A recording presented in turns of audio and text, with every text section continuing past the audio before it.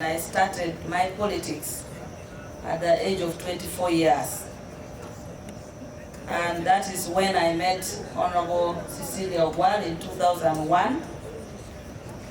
When I graduated in 99, and Honorable Dr. Kuli Park got me with the Cosmas Adiebo to come and contest to be the woman MP for Apache. And so at that time, though there was no multi-party democracy, we were contesting under political vehicle of either opposition or NRM. That time it was called movement, not NRM. So Honorable Dr. Kulipak brought me to contest under opposition, and at that time there was a coalition in Lango that if you needed to be vetted and given to be supported by the big people, you needed to go through something called ad hoc committee under the opposition UPC. So while I was the candidate for Honorable Dr. Kulipak, Honorable Cecilia had another candidate called Achan Joy Ruth.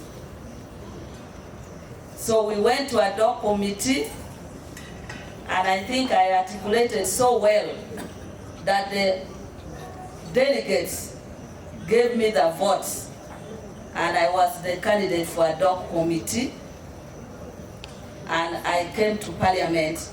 And when we came to Parliament, we worked together with TAT, Honorable Cecilia and Honorable Dr. Kulipak, Honorable Ben Wacha, Honorable Modio Court, the late. And so that was the politics at that time. Throughout that period, as a politician, the challenge at that time for us was the return of multi-party democracy.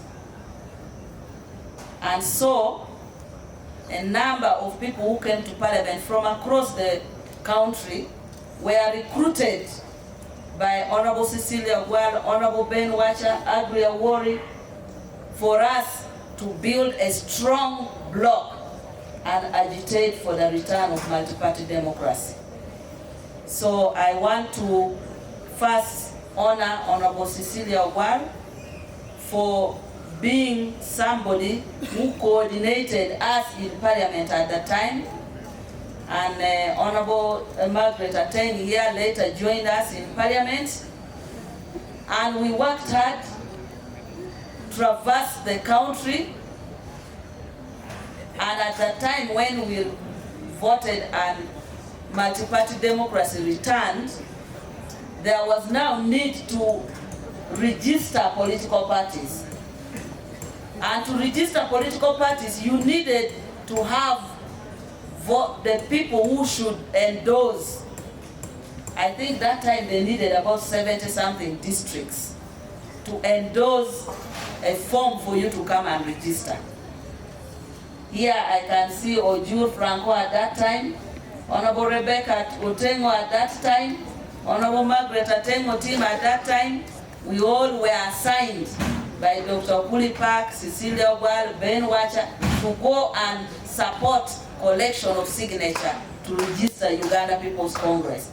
So while FDC, you are standing here to claim my Mat Cecilia, I want you to say and know that the people who groomed her and the party she worked so hard and diligently for is Uganda People's Congress. So I know how she left UPC, why she left UPC, but that's not why we are here. We are here to honor, for me, as a minister in charge of gender and women, to honor a woman who, beyond talking about parties, beyond talking about democracy, beyond talking about human rights, that everything she would talk about, the agenda of women, would not miss in that. Even when she was talking about return of multi-party democracy, she was at the forefront of rallying us, the women, to ensure that we include affirmative action to make sure that we have more women in parliament. And we did. We engendered the Constitution, we engendered the Local Government Act, the Parliamentary Elections Act, with women like Winnie Byanyima. Winnie Byanyima was with me in Parliament. Honorable Matembe was with me in Parliament. We are the one who drove the women's agenda. But Honorable Cecilia would be among the people who will be speaking about democracy, but within the democracy she would say we must include the women's agenda. And when it came to women's agenda, there was now no parties. We would come as women and caucus, and she became a big pillar to support the engendering of the Constitution. She broke the ceiling, and when we talk about women who have broken the ceiling, she was among the first few, with Honorable Byanyima, who came to Parliament contesting with men.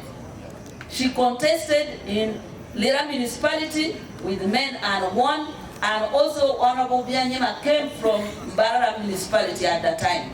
There were very few who came on direct ticket.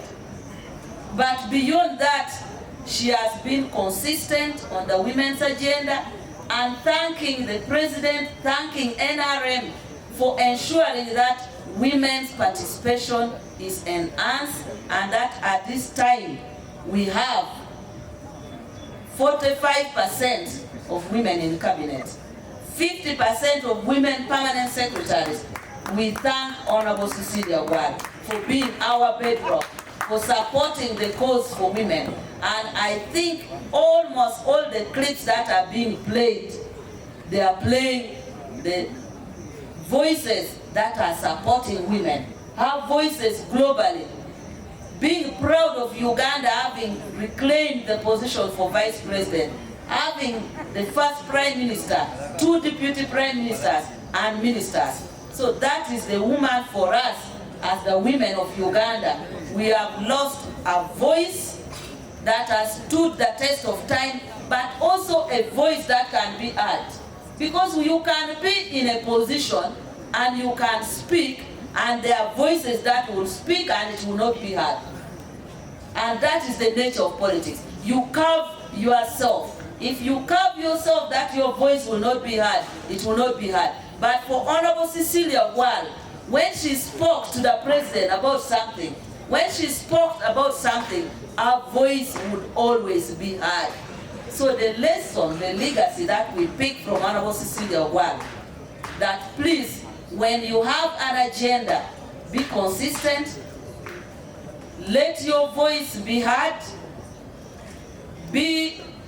she sacrificed a lot for the women and other issues that for us we know and worked together, but at the end of it, she has remained a person who is not only a woman leader, she has been a woman leader, she has been a leader in political parties, she has been a leader everywhere, even in the church, in the community. So for me, I am proud of her work, her legacy.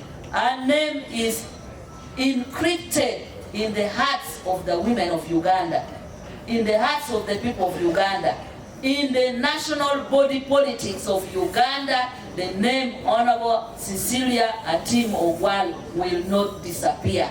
So while she has died, her legacy has remained firm. With that, I want to thank all the mourners and take the opportunity to call the government whip to come and conclude this. Thank you very much.